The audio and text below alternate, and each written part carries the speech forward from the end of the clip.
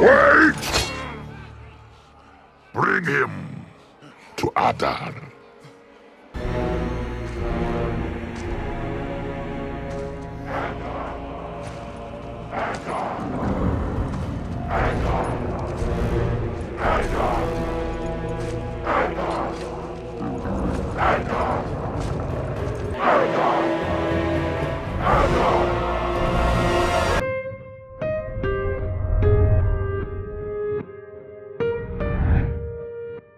When Arondir regains consciousness, he realizes he's being carried away by orcs, while the children of Hordern are in cages. The orcs praise the name Adar as they chain Arondir and command him to dig. When someone grabs him, he realizes it's Medor, and nearby he even sees Revion and the rest of the elves who are captured and enslaved by the orcs. When Galadriel wakes up, she finds herself in a boat. Halbrand greets her and hands her a bowl of food. Later, they realize that they're saved by men from Numenor, who bring them to their capital city, Armenelos. As they traverse the city, Halbrand is astonished to see that men like him are capable of building such a great kingdom. But Galadriel tells him otherwise. While Halbrand's ancestors stood by Morgoth during the Great War, the men of Numenor stood by elves, and as a reward, the Valar granted them that island. The elves had been welcome there, but eventually, Numenor turned away their ships and broke off contact. Later, the captain of the ship who found them, Elendil, brings them to the Queen Regent Tarmiriel and her chief advisor, Pharazôn. After Galadriel and Halbrand introduce themselves, she asks the queen for a ship's passage to Middle-earth. But when they're reluctant, Galadriel reminds them that it's because of the elves that they're given their island. The queen responds that their ancestors had paid for the island with their blood. And as the atmosphere becomes tense, Halbrand intervenes, suggesting that the queen and her advisors take some time to weigh their request. Pharazôn agrees, declaring there to be guests of the palace. Soon thereafter, Halbrand tells Galadriel to behave for now, handing her Finrod's dagger. Since the queen is curious about Elendil, Pharazôn tells her that the captain is originally of noble line, and is now a sea guardsman with a son named Isildur, who at the moment is training as a naval cadet at sea with his friends. Back in the Southlands, Arondir discusses with Medor and Revion that the orcs are searching for something for their leader. They think that Morgoth has a successor,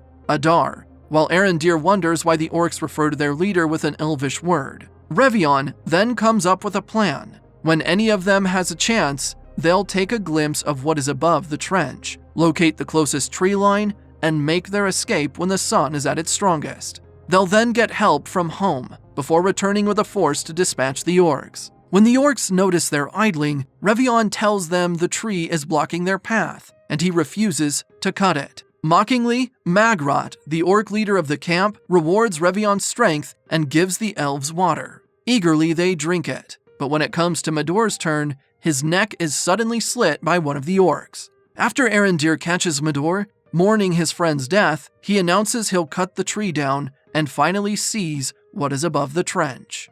Meanwhile, in Numenor, Galadriel makes her escape, but Elendil finds her at the port, advising against her stealing a half-sail. But still, she's determined to make it to Middle-earth soon. When Elendil reveals that he can speak Elvish, Galadriel insists that he take her to their Hall of Lore, where he had learned the language. Meanwhile, Halbrand tries to get a job at a smithy, but is rejected, and later he gets into a fight with some guildsmen who had been provoking him. Soon after, guards arrive and arrest him. While at the Hall of Lore, Galadriel discovers that Sauron's mark is actually a map of the Southlands, which Sauron plans to turn into a realm where evil will thrive. In Rovanion, while Nori and Poppy attend the festival, Marigold fears that their family will be left behind, as they can't carry their cart without Largo. Later, with the help of Poppy, Nori takes a peek at Sadoc's book and finds a page that she thinks will help the stranger find his home. Later, while Sadoc honors the Harfoots who have passed away, the stranger wanders into the Harfoots woodlands and finds the pages that Nori stole for him. Suddenly, the pages catch fire, which then results in the stranger stumbling onto where the hobbits are gathering.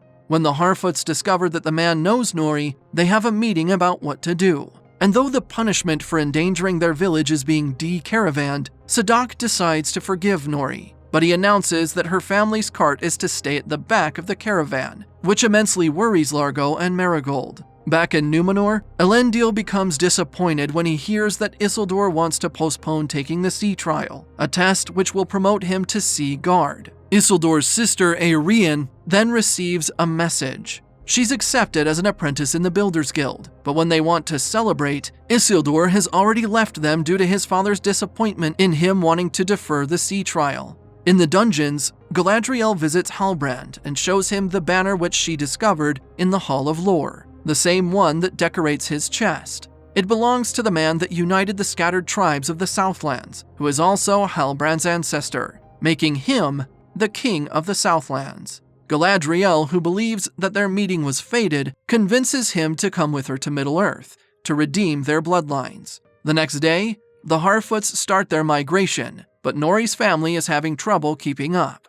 When their cart suddenly moves, they discover it's the work of the stranger, who calls Nori friend. Nori realizes that the stranger will help in keeping up with the others, and in return, they'll help him.